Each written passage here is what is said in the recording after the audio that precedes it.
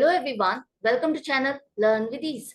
आज का टॉपिक है एडमिशन ऑफ अ पार्टनर, जिसमें हम सॉल्व करेंगे question number 38 chapter 4 TS Grewal की बुक से class 12 accounts. Online sessions, online classes के लिए आप मुझे इस नंबर पर व्हाट्सएप कर सकते हो अपना नाम और क्लास। नया बैच शुरू हो चुका है, इंटरेस्टेड हो तो जल्दी से व्हाट्सएप कर दो। अगर आप टीएस ग्रेवाल के साथ साथ डीके गोयल बुक को भी फॉलो कर रहे हो तो प्लेलिस्ट को क्लिक करो, आपको न्यू एडिशन के सॉल्यूशंस अपलोडेड मिलेंगे। साथ में ही कम्युनिटी सेक्शन में एमसीक्यूज मिलेंगे क्विज की फॉर्मेट में और एमसीक्यूज के सॉल्यूशन शॉर्ट्स में। तो बहुत कुछ है चैनल पर, विजिट द चैनल। अच्छा लगे तो शेयर और सब्सक्राइब जरूर करना। आज के क्वेश्चन में दो पार्टनर है एक्स और वाई, प्रॉफिट शेयरिंग रेशियो नहीं दी तो हम कौन सी रेशियो लेते हैं? इक्वल, 1:1। दोनों की कैपिटल भी 50-50 हजार है। जेड एक नया पार्टनर इनको ज्वाइन करा है जिसका 1/4 शेयर ऑफ प्रॉफिट रहेगा और उसकी कैपिटल 80,000। आपके प्रॉफिट एंड लॉस अकाउंट पे क्रेडिट बैलेंस आ रहा है 40,000 का। आपको सभी जर्नल एंट्रीज जो बनेगी वही आपको बतानी है। कैसे करोगे देखो। न्यू पार्टनर के एडमिशन के टाइम पर हम बेसिकली किस चीज की एडजस्टमेंट एंट्रीज करते हैं? गुडविल से रिलेटेड। तो आपको यहाँ पर गुडविल की वैल्यूएशन करनी है और गुडविल की वैल्यूएशन के लिए आपके पास यहाँ पर वो डाटा नहीं है जो आपको चाहिए। तो उसके लिए हमको क्या करना होगा? हमें हिडन गुडविल मेथड से गुडविल की वैल्यूएशन करनी है, जहां पर हम नए पार्टनर का डाटा बेस लेकर के कैलकुलेट करते हैं। नया पार्टनर आपका जेड है जिसका शेयर ऑफ प्रॉफिट क्या है? 1/4। 1/4 शेयर ऑफ प्रॉफिट के लिए वो अपनी कैपिटल कितनी लेकर आ रहा है? 80,000। ये 80,000 जो वो लेकर आ रहा है उसका कोई ना कोई तो बेस होगा कि वो इतनी कैपिटल लेकर आए। एक्स और वाई ने जेड को इतना ही पैसा लाने के लिए क्यों कहा? उसके पीछे बेस है आपका रिवैल्यूएशन का।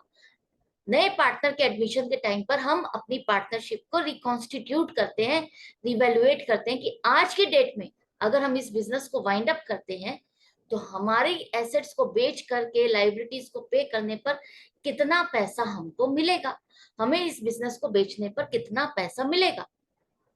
उसी का ही बेस लेकर के 1/4 हमने जेड से डिमांड किया। मतलब कि अगर पूरे बिजनेस को बेचने पर जो पैसा मिलता है उसका 1/4, 1/4 हिस्सा 80,000 है। 1/4 की वैल्यू 80,000 है। तो टोटल वैल्यू क्या होगी? हमें इस बिजनेस को बेचने पर टोटल वैल्यू मिलेगी 3,20,000। 1/4 की वैल्यू तो 80,000 है, तो पूरे की वैल्यू क्या होगी? 80,000 को 4 से मल्टीप्लाई करो तो 3,20,000। पूरे बिजनेस को बेचने पर हमें इतना पैसा मिलेगा। हमारे बिजनेस की नेटवर्थ आज की डेट में 3,20,000 है। इतना समझ में आ गया? अब देखो, नेटवर्थ तो मार्केट के अकॉर्डिंग हमारी इतनी आ गई, लेकिन हमने पैसा कितना लगाया हुआ है? हमने पैसा लगाया हुआ है, जो पार्टनर्स की पैसा लगा हुआ है कैपिटल, वो आपको लेनी है आफ्टर एडजस्टमेंट्स। कौन सी एडजस्टमेंट्स? जैसे प्रॉफिट एंड लॉस का रिजर्व है, प्रॉफिट एंड लॉस अकाउंट का बैलेंस है या रिजर्व्स है, वो हम पार्टनर्स में ही तो ट्रांसफर करते हैं। पार्टनर्स को ही तो मिलता है, उनके अकाउंट में आप क्रेडिट करते हो तो प्लस करते हो। और परचेज्ड गुडविल या एडवर्टाइजमेंट सस्पेंस अकाउंट की फिक्टिशियस एसेट है, जो खर्चों की तरह से हम पार्टनर्स में ही डिस्ट्रीब्यूट कर देते हैं। एक लॉस है जिसे पार्टनर्स के अकाउंट में ही आप डेबिट करते हो, तो वो लेस हो जाएगा। और नॉन ट्रेड इन्वेस्टमेंट्स जो कि आपकी इस बिजनेस से रिलेटेड नहीं है, वो भी आप लेस करोगे। तो ये सारी एडजस्टमेंट्स करनी होती है। तो आपको यहाँ क्वेश्चन में दिया हुआ है, दोनों की कैपिटल है 50-50 हजार और प्रॉफिट एंड लॉस अकाउंट का क्रेडिट बैलेंस है, मतलब कि प्रॉफिट है। प्रॉफिट का बैलेंस है आपकी बैलेंस शीट में अलग से शो हो रहा है, आपने पार्टनर्स के अकाउंट में ट्रांसफर नहीं किया। तो वो पार्टनर्स की कैपिटल अकाउंट में अगर ट्रांसफर करोगे तो इनके कैपिटल के बैलेंसेस ही तो बढ़ेंगे। तो हम वापस से इसको ऐड कर देते हैं। 40,000 को इनकी कैपिटल के साथ ऐड करोगे तो कितनी कैपिटल हो गई आपकी ओल्ड पार्टनर्स की आफ्टर एडजस्टमेंट? 1,40,000। अब देखो, गुडविल की वैल्यूएशन करनी है तो मार्केट के अकॉर्डिंग या नए पार्टनर के कैपिटल के बेस के अकॉर्डिंग हमारी कैपिटल, हमारा पैसा लगा होना चाहिए, हमारी नेटवर्थ होनी चाहिए 3,20,000। लेकिन हमारे पैसा लगा हुआ कितना है? एक तो ओल्ड पार्टनर्स का 1,40,000 और नया पार्टनर भी तो हमें ज्वाइन कर रहा है, तभी तो न्यू फर्म हो गई। न्यू फर्म की अगर मार्केट वैल्यू देखें जेड के अकॉर्डिंग तो 3,20,000 है। और हमारी जो एक्चुअल फर्म में पैसा है वो 1,40,000, और नया पार्टनर आ रहा है तो उसका पैसा भी मिल जाएगा, तो वो हो जाएगा 80,000। तो टोटल बन जाएगा पैसा जो हमारी फर्म में लगा हुआ है वो 2,20,000। तो ये तो इतना होना चाहिए, लेकिन है इतना। तो क्या होगा, ये डिफरेंस आपका 1,00,000 गुडविल होगा। जब आप कम पैसा लगा करके ज्यादा का बेनिफिट ले रहे हो तो आपकी वो क्या होती है, गुडविल ही होती है। आपकी एसेट की वैल्यू इतनी है, लेकिन मार्केट में बेचने पर आपको इतना पैसा मिलने वाला है, तो आपका वो क्या होता है, एक्सेस पैसा, वो गुडविल ही होती है। तो ये 1,00,000 रुपए की आपको गुडविल की वैल्यूएशन मिल गई, हिडन गुडविल आपको मिल गई कि ये हमारे फर्म की गुडविल है। अब नया पार्टनर आ रहा है, हम इस टाइम पर अपनी गुडविल को तो बेच करके पैसा रियलाइज नहीं कर सकते, लेकिन उसके आने से इम्पैक्ट कहाँ आ रहा है, ये जो गुडविल है इसका 1/4 शेयर जब भी आगे बटेगी तो इसका 1/4 शेयर नए पार्टनर को मिलेगा, 25,000 रुपए।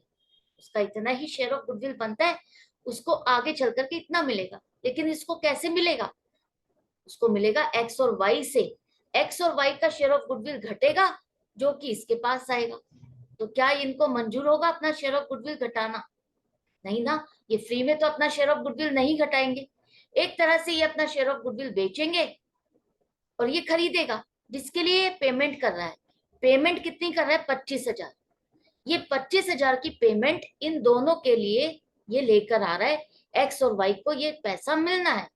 अब ये 25,000 रुपए हम एक्स और वाई को दे तो दें, लेकिन कैसे दे, दोनों में किस तरह से बांटे, हमें कैसे पता चलेगा, क्या सच में एक्स और वाई दोनों ने अपना शेयर ऑफ गुडविल बेचा है या इनमें से एक ने बेचा है? हमें फाइंड करना होगा ना, किसने पूरा अपना शेयर ऑफ गुडविल जेड को ट्रांसफर किया है, एक ने किया है या दोनों ने किया, ये कैसे फाइंड होगा? आप देखो एक्स और वाई की पहले रेशियो क्या थी, 1:1। प्रॉफिट शेयरिंग रेशियो नहीं दी होती तो हम इक्वल मान के चलते हैं। अब जेड के आने के बाद जेड को तो 1/4 शेयर ऑफ प्रॉफिट मिल जाएगा, चारू नहीं आएगा यहाँ पर, जेड आएगा। जेड का तो शेयर ऑफ प्रॉफिट क्या है, 1/4, उसको हम 1/4 दे देते हैं। बाकी बचा हुआ प्रॉफिट 3/4 एक्स और वाई में बटेगा।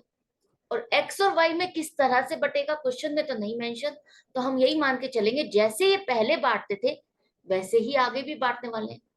तो हमें अपनी वही ट्रिक लगानी है कि ओल्ड रेशियो में भी उनका कॉम्बिनेशन सेम है, न्यू रेशियो में भी इनका कॉम्बिनेशन सेम है।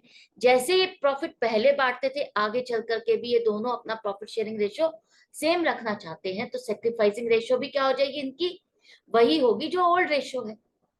आपको न्यू रेशियो कैलकुलेट करके old ratio minus new ratio compare नहीं करना, और फिर देखना नहीं है कि कौन सेक्रीफाइस कर रहा है। सीधा सीधा यहाँ से पता चल रहा है कि दोनों पार्टनर सेक्रीफाइस कर रहे हैं, और जो इनकी ओल्ड रेशियो है उसी हिसाब से इन्होंने बराबर बराबर कंट्रीब्यूट किया नए पार्टनर जेड के लिए। ठीक है, तो सेक्रीफाइसिंग रेशियो आपको चाहिए थी कि हम ये 25,000 रुपए इन दोनों में कैसे बांटे। तो हमें पता चल गया दोनों ने सेम कंट्रीब्यूशन किया है, सेम अमाउंट ऑफ गुडविल, दोनों का लॉस हो रहा है, दोनों ने अपना अपना same amount of goodwill Z को बेचा है। तो सेम अमाउंट ऑफ गुडविल बेचा है, तो 25,000 का आधा एक्स को मिलेगा और आधा वाई को मिलेगा। 12,500 इन दोनों के अकाउंट में आप क्रेडिट करोगे। ये दोनों सेक्रीफाइसिंग पार्टनर है और जेड क्या है, गेनिंग पार्टनर। तो अब आपकी जर्नल एंट्रीज देखो क्या बनेगी। पहला तो वो पैसा लेकर आ रहा है एज ए कैपिटल, तो कैश या बैंक अकाउंट आपका डेबिट होगा, फर्म में पैसा आ रहा है 80,000, टू जेड्स कैपिटल अकाउंट को आप क्रेडिट करो 80,000। हम यही मान के चलेंगे, यहाँ पर फ्लक्चुएटिंग कैपिटल मेथड को फॉलो किया जा रहा है। इसके बाद जो जेड का शेयर ऑफ गुडविल बनता है वो यही मान के चलना है कि वो नहीं ला रहा। जेड का शेयर ऑफ गुडविल ये मान के चलना है कि वो नहीं लेकर आ रहा, तो वो उसका शेयर ऑफ गुडविल है 25,000, उससे हमें लेना है। तो यहाँ पर आप उसके कैपिटल अकाउंट को डेबिट नहीं करोगे। जब भी नया पार्टनर अपना शेयर ऑफ गुडविल नहीं लाता तो हम उसके करंट अकाउंट को डेबिट करते हैं। तो जेड्स करंट अकाउंट को आप डेबिट करो 25,000 से, और ये सेक्रीफाइसिंग पार्टनर्स के पास जाना है, ये पैसा उनको मिलना है, उनको कंपनसेट करना है। तो एक्स कैपिटल अकाउंट को आप क्रेडिट करो 12,500 से, और वाइस कैपिटल अकाउंट 12,500 से। एक तरह से इन दोनों ने जो अपना शेयर ऑफ गुडविल बेचा था उसकी पेमेंट इनको मिलेगी। इनके कैपिटल अकाउंट को आपने इसलिए क्रेडिट किया कि इससे ये पैसा लेना है, इन दोनों में ट्रांसफर होना है। तो ये थी आपकी जर्नल एंट्रीज, किस तरह से क्वेश्चन को आपको अटेम्प्ट करना है, वर्किंग नोट्स क्या बनेंगे, जर्नल एंट्रीज क्या बनेगी। आई होप आपको अच्छे से समझ में आता जा रहा है। तो मिलते हैं नेक्स्ट वीडियो में नेक्स्ट क्वेश्चन के साथ, अपनी प्रैक्टिस को जारी रखते हुए। Goodbye and take care. कोई कंफ्यूजन है या डाउट है तो आप अपने कमेंट सेक्शन में लिख करके पूछ सकते हो।